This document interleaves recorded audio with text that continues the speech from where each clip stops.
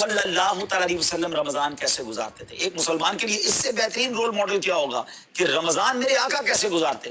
تو مختلف احادیث کا جو سمری ہے وہ یہ ہے کہ نبی پاک علیہ الصلوۃ والسلام عبادت میں کمر بستہ ہو جاتے, بستر پر کم تشریف لاتے. بی عائشہ فرماتی ہیں کہ نبی پاک کے چہرے کا رنگ بدل جاتا تھا, متغیر ہو جاتا. کیوں؟ نبی پاک پر خوف خدا طاری ہوتا. آپ گر گڑاتے, آپ رات بھر التجائیں کرتے. میرے آقا رو رو کر دعاؤں میں رمضان گزارے. باہر میں اس لیے زیادہ کھانا ہے کہ پورا دن بھوکا رہے تھے, پھر رات کو 2-3 بار مزید کھانا ہے کیونکہ کل روزہ رکھنا ہے. رمضان فوڈ فیسٹیول نہیں ہے, رمضان عبادت کے لیے آیا ہے. لوگ تیاری کر رہے ہوں گے ابھی بھی رمضان کی. وہ کیا کر رہے ہوں گے کہ افطار میں کیا پکانا ہے, سحری میں کیا پکانا ہے, کون سا آئٹم شارٹ ہے.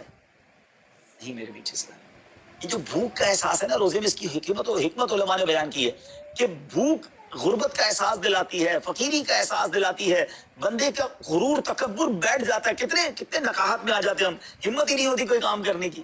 تو یہ احساس دلاتی ہے کہ تیری اوقات کیا ہے, غریب کیسے زندگی گزارتا ہے, فقیر کیسے زندگی گزارتا ہے. لیکن کچھ لوگ وہ ہیں جن کو بھوک نہیں لگتی کیونکہ وہ اتنا کھا لیتے ہیں یا پھر سوتے ہی رہتے ہیں. روزے کی حکمت یہ نہیں ہے. نبی پاک آنسو بہاتے تھے, آقا کا چہرے کا رنگ بدل جاتا. اور پھر بتایا کہ رمضان میں جب جبریل امین نبی پاک علیہ الصلوۃ والسلام کے پاس آتے تو آقا علیہ الصلوۃ والسلام ان کے ساتھ قرآن پاک کا دور فرماتے.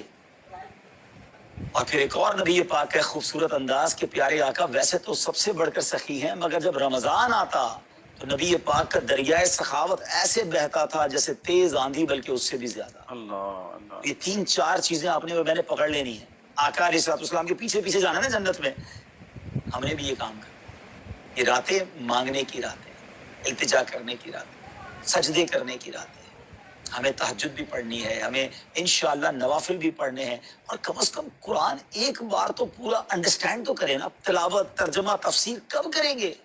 بڑی بڑی ڈگریاں ہیں, بڑے بڑے پاسپورٹ, اور جناب بہت سارا سرمایہ ہے, مگر ایک بار بھی قرآن پورا ترجمے اور تفسیر سے نہیں پڑھا ہوگا. بہت سارے لوگ ایسے ہیں. ذرا سوچئے نا.